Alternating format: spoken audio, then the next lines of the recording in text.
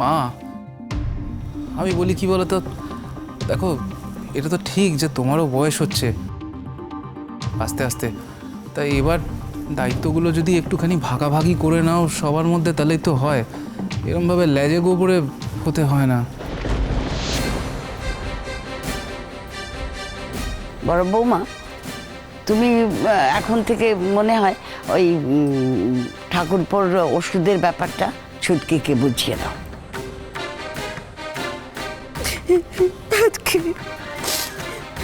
আজ এত বছর ধরে এত কিছু আমি একা হাতে সামলালাম, আজ একটা এরকম ঘটনা ঘটে গেছে বলে সবাই মিলে আমাকে আমাকে অপদার্থ বলছো। কেঁদুনি বাবুদি কেঁদুনি, হ্যাঁ এই সংসারের এমন ধাই নিয়ম, সব হলো গিয়ে বেমান। হ্যাঁ, একটুখানি পান থেকে চুন খসেছে অমনি আর কেউ কথা বলতে ছাড়ছে না। এতদিন যে এত সেবা যত্ন করলে তার কোনো দাম নেই কো। আজকে যে একটুখানি ভুল হয়ে গেছে কি হয়নি, অমনি নিজের পেটের ছেলে দেখো ক্যাটস ক্যাটস করে তোমাকে কথা শোনাচ্ছে। এই দুনিয়াতেই হলো বেইমানের। এই দুনিয়ায় ঘৃণা ধরে গেল বাপু। থু থু থু থু। মিনু পিসি, ওষুধের পাতাটা আমাকে দাও তো। কেন কাজে? তুমি এটা নিয়ে কি করবে? দাও না, এবে তো দাদু ভাই ঘরটাতে নেই, দাদু ভাই আসার আগে আমি দিয়ে দেব। এই যে নিয়ে এসছি বিনটা। বিনটা এখানে ঢালো। বিনের ভেতর যা আছে সব ঢেলে ফেলো এখানে। ঢালো ঢালো। হ্যাঁ মেজো কাকিমা।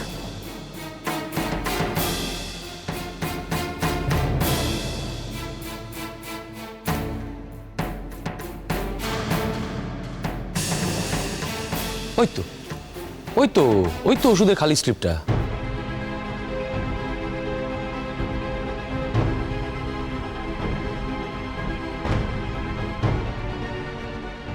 কাজল, এই ওষুধের খোলটা দাও তো আমাকে। এই বড় বৌমা যে ওষুধটা খাওয়াতো, এই খোলটার সঙ্গে ওটা মিল আছে কিনা দেখি।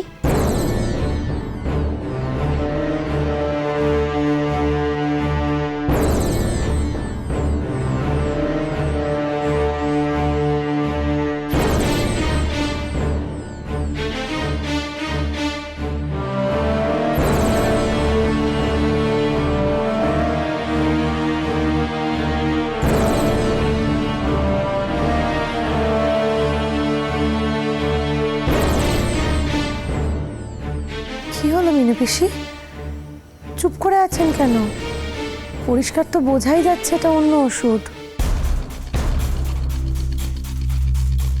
দেখি দেখি।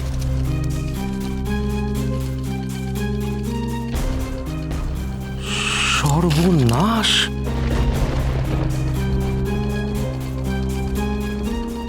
আরে এই ওষুধটা তো অনেকদিন আগেই বাবাকে বন্ধ করে দেওয়া হয়েছে। এটা তো সুগারের ওষুধ। আরে বাবার সুগার ফল করে যাওয়ার পর থেকে তো এই ওষুধটা দেওয়া হয় না আর।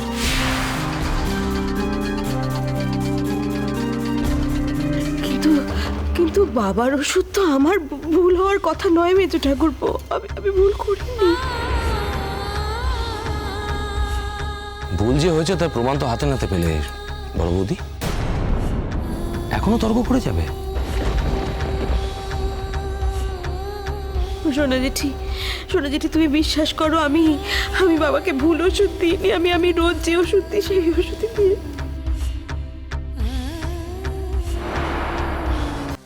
এটা বিশ্বাস অবিশ্বাসের কথা নয় বড় বৌমা, এটা একটা ভুলের কথা। এই ভুল আমি করিনি, বিশ্বাস করো আমি করিনি। আমি এই ভুল করিনি। ভুল করিনি। বিশ্বাস করছি বড় মা, তুমি ওই ওষুধ খাওয়াওনি। আর তুমি যে ওই ওষুধ খাওয়াওনি, সেটা যদি ওপরে চকনটার থাকে, তাহলে মোর ঠিক একদিন প্রমাণ করে দেবো বড় মা। তুমি কেঁদো না। আমি ভুল করিনি। এটা কাদার সময় নয় বড় মা, তুমি কেঁদো না। কিন্তু এই বয়সে এসে কি অপবাদ হলো আমার, বলো তো কাজল। এই সংসারটার জন্য সারা জীবন আমি প্রাণপাত করেছি, আর এখন সবাই মিলে এই প্রতিদান দিচ্ছে।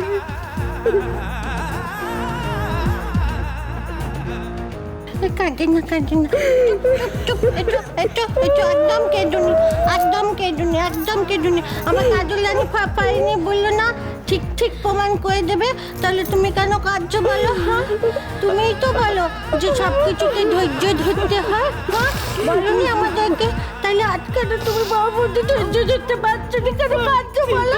পারছি না ঠাকুর। চুপ চুপ।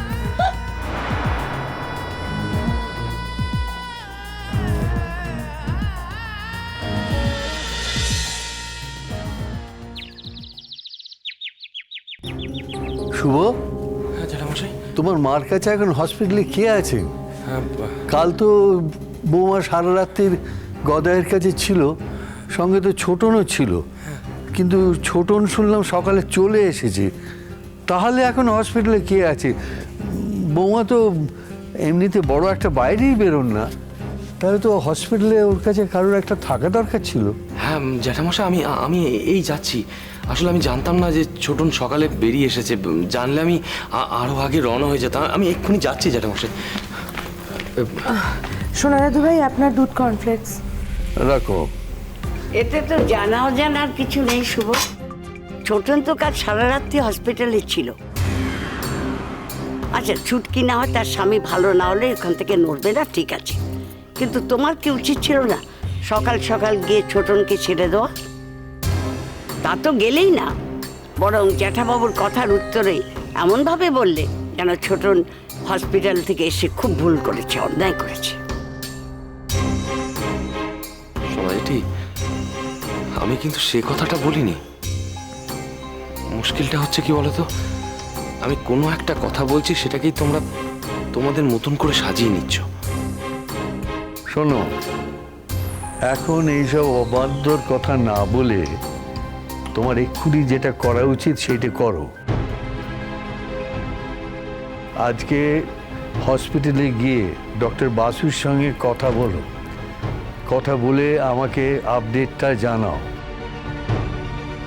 এই যে এতটা ভালো হয়ে গিয়েও আবার এতটা ডিটোরিওরেট করলো, এইটা আমার ভালো লাগছে না। মানে আমি খুব উদ্বিগ্ন বোধ করছি।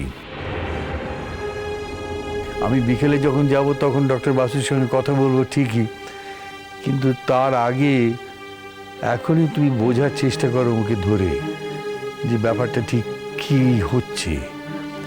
মানে বিকেল অবধি অপেক্ষা করাটা ঠিক। সোনা দাদু, আপনার দুধ কর্নফ্লেক্স ঠান্ডা হয়ে যাচ্ছে। তুমি দেখছি আমার জন্য বড্ড বেশি ব্যস্ত হয়ে পড়ছো। দেখো, এত যত্নে আমি অভ্যস্ত নই। তুমি জলখাবার এনে দিয়েছো, ঠিক আছে, বারবার রিমাইন্ড করার কোনো দরকার নেই। বেঁচেছে, ঠিক হয়েছে, ঠিক হয়েছে, ঠিক হয়েছে। হ্যাঁ, যেমন ধরা আমার দাতাবাবুর কাছে সাউগাই করতে গিয়েছিল। হ্যাঁ, দিয়েছে মুখে একদম নুয়ো জেলে দিয়েছে, নুয়ো জেলে। হ্যাঁ, একদম মুখে ঝামা ঘষে দিয়েছে। হ্যাঁ। আচ্ছা বাড়িতে, তুমি জানো না এই বাড়িতে কারোর মন মেজাজ ভালো নেই। বাবা কিছুতেই ভালো হচ্ছেন না, মা বাড়িতে নেই, আর আরেকজন তো বাড়ি ছাড়ার উপক্রম করেছে। এরপর যদি তোমাকে নিয়ে এ বাড়িতে কোনো অশান্তি হয়, সেটা কিন্তু আমার একদম ভালো লাগবে না।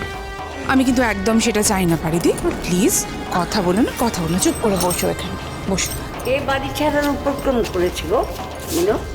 কার কথা বলছো? ছোটন কোথায়? কাল রাত্রিরে কিছু কমপ্লিকেশন হয়েছিল বলে জানো? কিছু বললো? না জেঠু, নতুন করে আর কোনো কমপ্লিকেশনস হয়নি, তবে কমপ্লিকেশনস তো ছিলই প্রচুর, সেগুলো কিন্তু কমেও নি।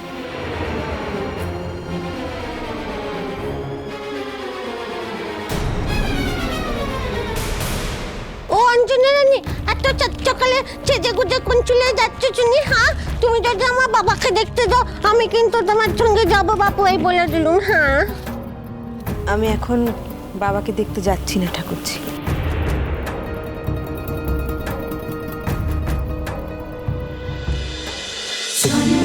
বাজে